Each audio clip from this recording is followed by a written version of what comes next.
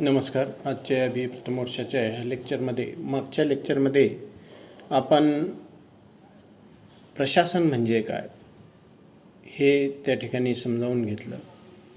सोबतच ह्या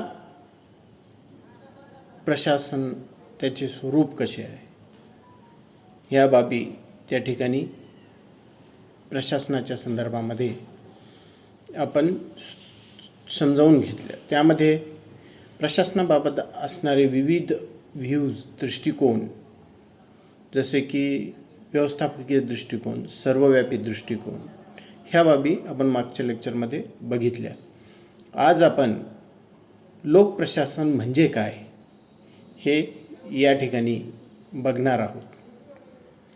लोकप्रशासनाचा एक स्वतंत्र एक शास्त्र म्हणून आपण बघतो की 20व्या शतकामध्ये विकास झाल्याचा आपल्याला दिसून येते. त्या अगोदर लोकप्रशासन ही एक राज्यशास्त्र विषयाचाच एक भाग हे मानण्यात येत होता आणि एवढ्यापुरतीच त्याची व्याप्ती ही मर्यादित ठेवण्यात आलेली होती. आधुनिक काळात लोकप्रशासनाचे महत्त्व व कार्य फार मोठ्या प्रमाणावर वाढलेलं आपल्याला दिसून येते. कारण आपण बघतो की प्रामुख्याने दुसऱ्या महायुद्धानंतर विकसनशील राष्ट्रे किंवा अविकसित राष्ट्रे ही मोठ्या प्रमाणावर पारतंत्र्यात असलेली राष्ट्रे ही मोठ्या प्रमाणावर त्यांना स्वातंत्र्य प्राप्त झालं. स्वातंत्र्य प्राप्त झाल्यानंतर आपण बघतो की भारतासारख्या देशामध्ये या कल्याणकारी राज्याची संकल्पनेचा स्वीकार करण्यात येऊन राज्याच्या भूमिकेत आणि कार्यामध्ये खूप मोठ्या प्रमाणावर बदल झाला.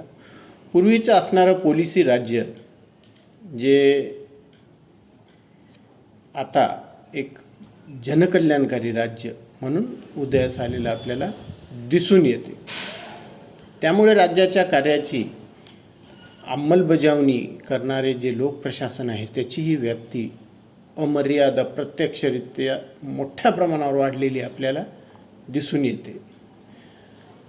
आणि त्यामध्ये भारतासारख्या देशात अनेक विकास कार्य पार पाडण्याची जबाबदारी आपण बघतो की ह्या लोकप्रशासनावर पडलेली आपल्याला दिसून येते. आजच्या ह्या आधुनिक युगामध्ये प्रत्येक व्यक्तीचा जन्मापासून मृत्यूपर्यंत या लोकप्रशासनाशी संबंध येत असतो. एकूणच देशाचे भवितव्य व विकास या प्रशासकीय यंत्रणेच्या कार्यक्षमतेवर अवलंबून असलेले आपल्याला दिसून येते. त्या दृष्टीने लोकप्रशासन विषयाचा अभ्यास करणे, लोकप्रशासन विषयाचे अध्ययन करणे हे फार महत्त्वाचे ठरत असते. आपण बघतो की इंग्रजी भाषेमध्ये ॲडमिनिस्टर हा शब्द लॅटिन भाषेतील ॲड आणि मिनिस्टर यापासून उदयास आला आहे. याचा अर्थ सेवा करणे, व्यवस्था करणे असा होतो. म्हणून ॲडमिनिस्ट्रेशन शब्दावरून मॅनेजमेंट ऑफ अफेअर्स पब्लिक और प्रायव्हेट असा त्या ठिकाणी अर्थबोध घेण्यात येतो. लोकांना विविध सेवा उपलब्ध करून देणारे आणि देशाच्या राज्यकारभाराची जबाबदारी पार पाडणारी व्यवस्था म्हणजे हे लोकप्रशासन होय. या लोकप्रशासनाबाबत अनेक विचारवंतांनी आपले मतं व्यक्त केलेले आहेत आणि त्या आधारे त्यांच्या करण्यात आलेल्या व्याख्येच्या आधारावर आपल्याला ह्या लोकप्रशासनाचा अर्थ अधिक स्पष्ट होण्यामध्ये यामध्ये मदत होते. यामध्ये सर्वात महत्त्वाचं म्हणजे वुड्रो विल्सन यांचा आहे. वुड्रो विल्सन यांची व्याख्या ही फार समर्पक आणि या लोकप्रशासनाच्या दृष्टीने आधारभूत मानण्यात येते. The study of public administration हा 1887 साली लिहिलेल्या पुस्तकामध्ये त्यांनी आपली ही लोकप्रशासनाच्या संदर्भातील व्याख्या त्या ठिकाणी केलेली आपल्याला दिसून येते. एक साधी, सरळ, सोपी आणि अतिशय महत्त्वाची अशी वुड्रो विल्सन यांनी ही लोकप्रशासनाची व्याख्या केली, आणि ती म्हणजे कायद्याची सविस्तर आणि पद्धतशीरपणे केलेली अंमलबजावणी म्हणजे लोकप्रशासन होय. कायद्याची सविस्तर आणि पद्धतशीरपणे केलेली अंमलबजावणी म्हणजे लोकप्रशासन होय.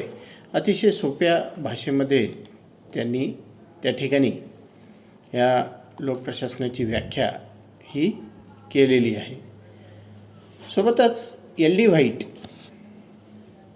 यांची जर व्याख्या आपण त्या ठिकाणी बघितली तर एल डी व्हाईट काय म्हणतात, सार्वजनिक धोरणांच्या अंमलबजावणीसाठी आणि उद्दिष्टांच्या पूर्ततेसाठी योग्य मार्गदर्शन, समन्वय व नियंत्रणाद्वारे योग्यताप्राप्त लोकांकडून कार्य करून घेणे म्हणजे लोकप्रशासन होय. म्हणजे सार्वजनिक धोरणांच्या अंमलबजावणीसाठी, उद्दिष्टांच्या पूर्ततेसाठी योग्य मार्गदर्शन, समन्वय, नियंत्रणाद्वारे योग्यताप्राप्त लोकांकडून कार्य करून घेणे म्हणजे लोकप्रशासन होय. याचबरोबर